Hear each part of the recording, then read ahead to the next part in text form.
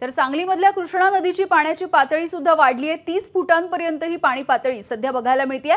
सांगली महानगरपालिकेकडून कृष्णा नदीकाठच्या नागरिकांचं स्थलांतर करण्यासाठी आता सुरुवात झालेली आहे। तर पाणी पातळी वाढवण्याच्या भीतीने सूर्यवंशी प्लॉट परिसरामधले नागरिक आता स्थलांतरित होताना दिसतात आणि इथला आढावा सुद्धा आमच्या प्रतिनिधींनी घेतलेला आहे, आपण बघूयात।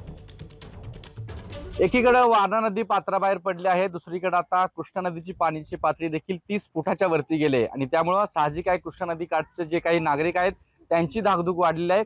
नेहमीप्रमाणे आपण साधारणतः 30 फुटावरतीच कर्नाळ रोडवरील जे काही परिसर आहेत त्या भागामध्ये पाणी शिरण्यास सुरुवात होते आणि 35 फुटाच्या आसपास हा जो प्रामुख्याने सूर्यवंशी प्लॉट जो अगदी नदीकाठचा जो भाग आहे त्या भागामध्ये पाणी येण्यास सुरुवात होते आणि त्यामुळे या भागातील नागरिकांची धाकधूक वाढले। कारण पाऊस एकीकडे सातत्यानं सुरू आहे आणि त्यामुळे या भागातील नागरिकांनी आता आपलं सामान बांधायला सुरुवात केली आणि स्थलांतराची तयारी देखील सुरू केली आहे। 30 फुटाच्या वरती पाणी गेले आणि जो पाऊसमान सांगितलं जातो त्यानुसार 32 ते 33 फुटापर्यंत पाणी आज सायंकाळपर्यंत जाऊ शकतं आणि त्यामुळे साधारणतः सांगलीमधील जो पहिला भाग आहे जो सूर्यवंशी प्लॉट परिसर आहे त्या भागातील नागरिकांनी आता स्थलांतराच्या तयारी सुरुवात केली आहे। दुर्दैव आहे की साधारणतः सांगलीला आतापर्यंत इतके पूर आलेत, जो परिसर पाण्याखाली जातो त्या परिसराचं स्थलांतर कायमस्वरूपी स्थलांतर मात्र करण्यामध्ये प्रशासन किंवा या नागरिकांनी या ठिकाणी तयारी दर्शवलेली नाही आणि त्यामुळं अजूनही हा नदीकाठचा भाग कायम पुराच्या पट्ट्यामध्ये असतो आणि त्यामुळं पाणी नदीचं वाढलं की या भागामध्ये